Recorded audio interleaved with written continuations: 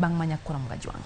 Kwadhi mar jatend piny Kenya William Ruto oketo koke paro mar chik mar omenda kama koro oketo parono kaka chik makoro biro tie pacho ka bende oketo koke budget manyien mabiro neno ni oganda jo Kenya odoke ofuke gi kaka yor medo kwan mar osuru e pacho ka.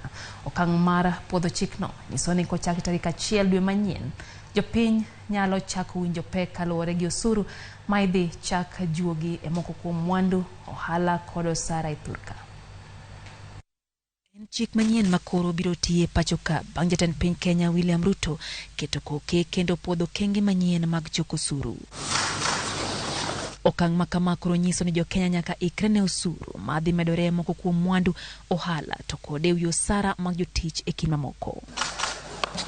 Kata odoko ni ng'uro osebedo kantiere kind jo Kenya wi pek mar moko kuom chike manyien mag osuru, sirikal mar Ruto to oseramo ni mano e yo mar reso chuny ma pacho ka sane gimanyo choko osuru mabiro konyo e loyo dwach budget maromo $3.6 trillion machako tie ayanga tarik 1 dwe manyien.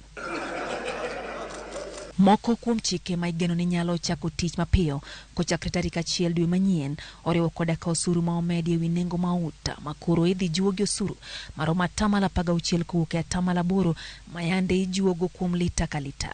Medruok mar nengo mauta kelo luoro ne sectors mamoko ma ogeno kuom modhi ga chwalo tijegi, ma en ranyisi ni mwandu mawuok e sectors go bende kidek medore mapiyo kochakore juma manyien. Ma en ranyisi ni bech mwandu mawuok e sector go bende kidek medore mapiyo kochakore juma manyien.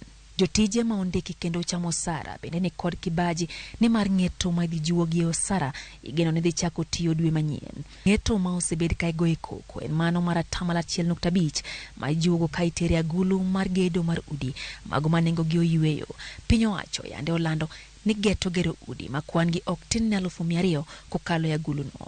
Duol machoko osuru e pacho ka KRA igeno ni dhi chako keto e tim ng'eto mar osuru kuom joket lendo e mbui osuru ma idhi juogi 5%. Jopiny omedo golo ywak gi ewi chikno kar odoko ni jatend piny Kenya William Ruto osepuodhe kendo koro ochako tich ayanga.